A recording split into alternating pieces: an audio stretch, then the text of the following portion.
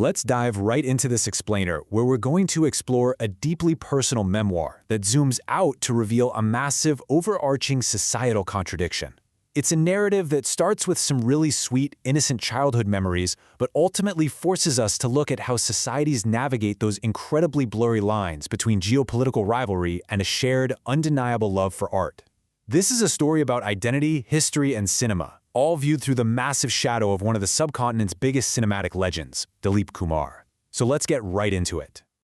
Picture this wonderful, intimate childhood scene from the source text. A mother is getting her young son ready for school. She's carefully oiling his hair, parting it just right, and affectionately twisting a single lock onto his forehead so it looks exactly like a crescent moon. She kisses his cheek, beams with pride, and says, "Here you go, my Dilip is ready," before sending him out the door with his satchel and wooden writing board. It's such a universal moment of a mother's love, right? But it comes with this very specific pop culture twist. Now, here's where it gets kind of funny, because there's a stark contrast between how this mother saw her son and the harsh reality of the neighborhood playground. To her, this boy was her absolute little Dilip, the most handsome kid in the world. But to the other boys, he was just a chubby kid they relentlessly teased and called a squishy potato. And the best part is, this 8-year-old boy had absolutely no clue who or what this legendary Dilip even was. He literally just assumed it was a sweet pet name like Munna or Gudu. Well, things soon took an unexpected turn for our young friend. After failing his third-grade half-yearly exams, he got quite the family scolding.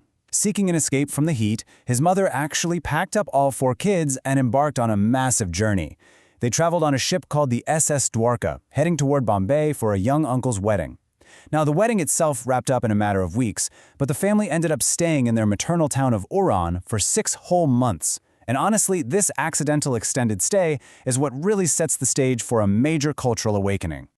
It was right here in Jaaté that the author ran into a rather loud cultural phenomenon known simply as recording. Basically, this was the practice of setting up a loudspeaker and blasting film songs at absolute maximum volume. The goal? To quite literally force your personal happiness onto the entire neighborhood. And what the author found so fascinating was that this wasn't restricted by religion or community at all. Both Hindus and Muslims in the town enthusiastically broadcasted their joy by blaring these massive Bollywood tracks. And you really didn't need much of an excuse to start a recording either. The reasons were all over the map. A wedding celebration? For sure. The birth of a son? Absolutely. Even winning a local court case was reason enough to crank up the volume. But get this. The most astonishing example he remembers is a neighbor returning safely from the Hajj pilgrimage. To celebrate that holy journey, the family played Bollywood film songs on the loudspeaker for 7 straight days. Literally, the music did not stop for a week. So you can imagine, the soundtrack of his 6-month stay was just this endless barrage of iconic 1960s film songs. From dawn till dusk, these melodies were pouring into his young years. Tracks like Dundo Dundo Re Sajna, Mera Naam Raju, and Saw Saul Pele. Even though he was just a kid, the sheer repetition and the booming volume meant these lyrics got permanently locked into his brain. He was just passively absorbing the absolute cultural heartbeat of that entire era. Now, this musical onslaught wasn't just background noise. Oh no, it fueled some intensely passionate local debates, even among his older cousins. He remembers sitting in a room listening to a song while his high school-age cousins argued fiercely about cinema. One of them championed Dilip Kumar's performance in Ganga Jumna, loudly declaring, "What does Raj Kapoor sell in front of Dilip?" For an 8-year-old, the argument didn't make much sense, but it established one undeniable fact in his mind. Dilip Kumar was an absolute giant, the ultimate megastar everyone else was measured against. Fast forward a bit, and the family is back home in Karachi. But the shadow of Dilip Kumar definitely followed them. One day, his younger uncle decided to take him to the Gulistan cinema in the Landi area to finally see this legendary actor on the big screen. The movie they saw was called On. And there's a fantastic bit of irony here. On is famously known as India's very first color film, but the cinema in Karachi only had a black and white print. So his grand introduction to this incredibly colorful legend was entirely in grayscale. Even in black and white, the kid was just wide-eyed, taking in the actor's eccentric, majestic look. He vividly remembers Dilip wearing pants that looked like they belonged to a circus clown, tucked deeply into these long riding boots. He had this wide waist belt and a shirt that straight up looked like a marching band master's uniform. But the real kicker?